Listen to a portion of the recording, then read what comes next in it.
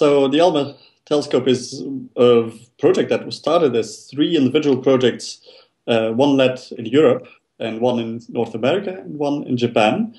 And in this case, they were taking the very good initiative to join the projects, and rather than making three big telescopes, making one giant telescope. So it's a very nice international collaboration to really join forces and really do. It's the first worldwide observatory, ground-based worldwide observatory of this scale that's been commissioned today. So it actually looks at where optical telescopes cannot see.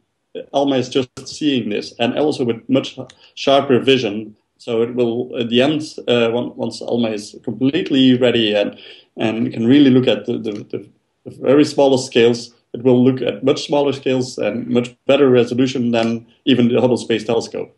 We have ideas of what we want to see. We want to look at nearby planets, resolve the planets around forming planets around stars. We want to look at distant galaxies, like our own galaxy. We could normally see only the biggest galaxies in the very distant, very far in the universe. But now we will be able to look at normal galaxies like our own one in the very earliest times of the universe. So it's a complete game changer, and we actually don't know what we're going to be seeing because it's so much more sensitive and so much better resolution that we haven't seen before. So we're very excited to make all kinds of new and very unexpected discoveries with ALMA.